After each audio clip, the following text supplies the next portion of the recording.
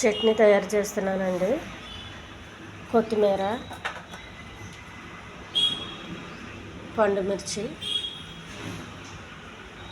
కొబ్బరి,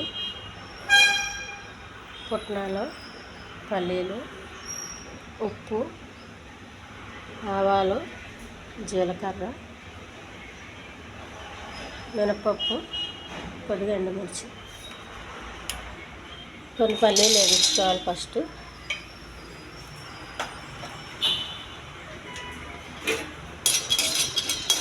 నూనె ఏమి వేయకుండా వేయించాలి.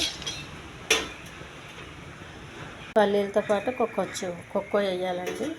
చింతపండు బదులు కొక్కో.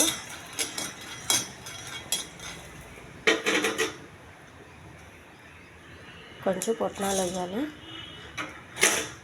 పుట్నాలు ఎక్కువసేపు వేగించొద్దు, చాలండి. తీసేయాలి ప్లేట్లోకి. కొద్దిగా ఆయిల్ వేసుకోవాలండి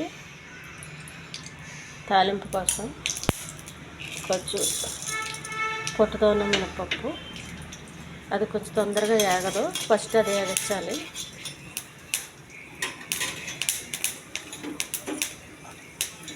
కొంచెం జీలకర్ర, కొన్ని ఆవాలు, కొద్దిగా ఎండుమిర్చి. ఇది ఒక ప్లేట్లో పెట్టుకోవాలి తీసి. అలాగే కొత్తిమీర కొంచెం, ఒక పండుమిర్చి వేసేయండి, వేగాలి అది కూడా.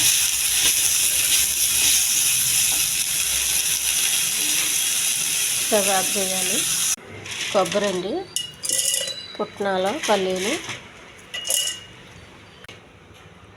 పండుమిర్చి. కారం కావాలంటే వేసుకోండి, లేదంటే అందులో సగం ముక్క వేయండి. మినపప్పు,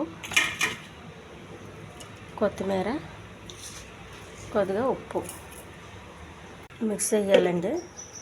మిక్సీ చేస్తున్నాను. ఒక గిన్నెలోకి తీసుకోవాలండి.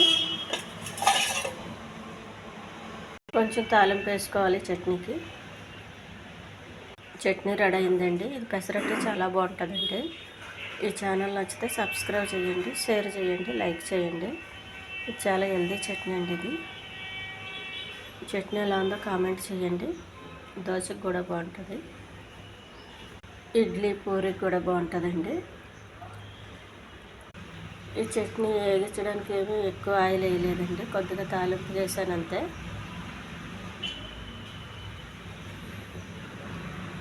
టేస్ట్ చట్నీ.